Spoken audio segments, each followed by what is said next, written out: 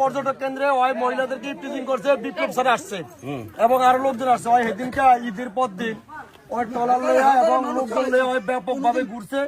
পরে স্যারে সেখানে এই ইফটিজিং রোধের জন্য স্যারে সেখানে কোনোভাবেই ইয়ে করতে পারে না। এইটা শূন্য ট্রলার অন্যদিকে বেরিয়ে পরে নামিয়ে গেছে।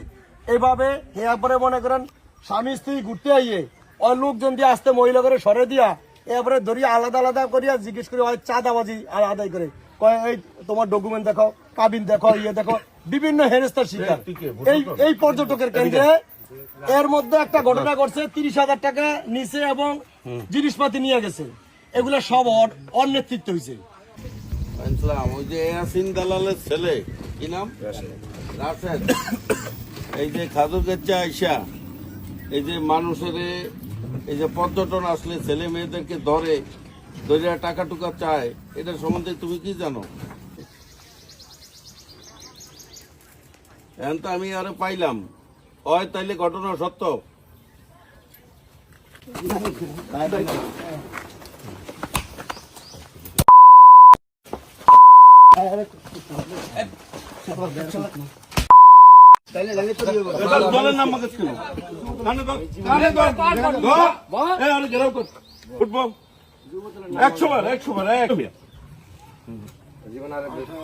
আর জীবনী এলাকায় এনে ঢুকবি আর না 100 বার করতে যে ভাই 100 বার ধরবো, এরপরে জীবন এলাকায় ঢুকবো।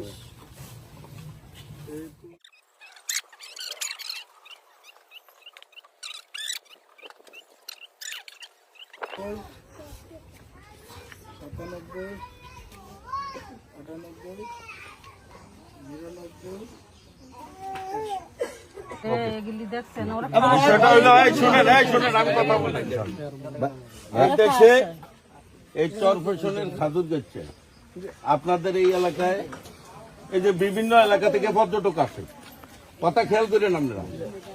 পর্যটক আসলে আপনাকে লাভ হয় না, আপনারা আপনি কথা বলবেন না। একজনের ব্যবসায়ী থাকলে তার বেচা কিনা হয়, একজনের যদি ট্রলার থাকে সেটা চলে। এরপর আপনার এলাকায় যারা দোকানদারি করে তাদের বেচা কিনা হয়। পর্যটক আসলে কি লাভ হয় না হয়, এটা বলেন। লাভ হয়, সবাই বলেন। যদি লাভ হয়, আর যদি এরকম সন্ত্রাসী কার্যকলাপ করে, কোন সন্ত্রাসী যদি একটা মেয়ে ছেলে ঘুরতে আসে, স্বামী স্ত্রী ঘুরতে আসতে পারে, আসে না? আচ্ছা, এখানে যদি ওই মেয়েকে আটকানো হয়, ছেলেকে আটকানো হয়, তাহলে কি আর আসবে? কেউ আসবে? তো আপনাদেরও তো দায়িত্ব আছে নাকি? আমরা কি ওই চরপেশন থেকে আইসা নাইলে আজকে ধরলাম এই সন্ত্রাসীদের, আমরা কি সবসময় পারুম? এই এলাকার স্বার্থে এই যে মানুষ ঘুরতে আইলে যদি আপনাদের লাভ হয়, তাহলে আপনাদের কি দায়িত্ব নাই? দায়িত্ব আছে। এরপর যদি এরকম কেউ সন্ত্রাসী কার্যকলাপ করে, আপনারা কি বানতে পারবেন না? পারবেন সবাই? আতুক সেন থেকে কারা পারবেন? ভয় পান? কি ভয় পান? আচ্ছা, যদি এরপরে এই খাদুর গাছায় কেউ যদি আইসা এই ধরনের মেয়েদেরকে ইফটিজিং করে অথবা পর্যটকদেরকে বাধা প্রদান করে, চাঁদা দাবি করে, তাহলে এদেরকে বেঁধে রাখবেন, বেঁধে আমাকে খবর দিবেন, ঠিক আছে?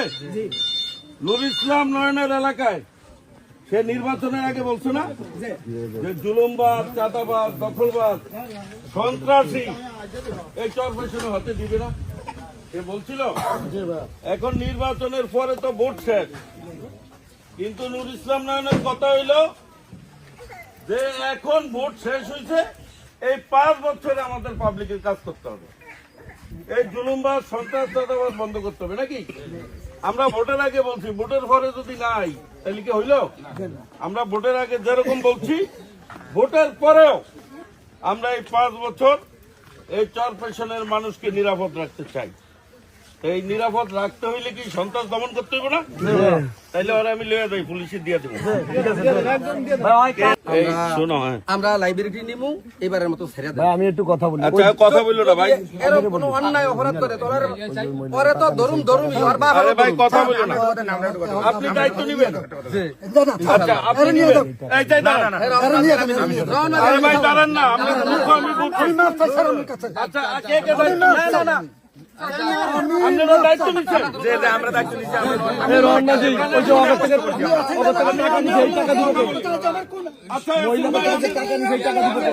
আমি তো কোনো দোষ না। আরে ভাই কিছু হয় তাইলে কিন্তু আপনারা দলের হিসাবে দায়িত্ব থাকবে। তাহলে কিন্তু আপনাকে বিরুদ্ধে আমরা সাংগঠনিক ব্যবস্থা নেব। এই দায়িত্ব আপনি নিছেন ইনশাআল্লাহ। ঠিক আছে, যাও। আপনার সম্মানার্থে আমি ছেড়ে দিলাম।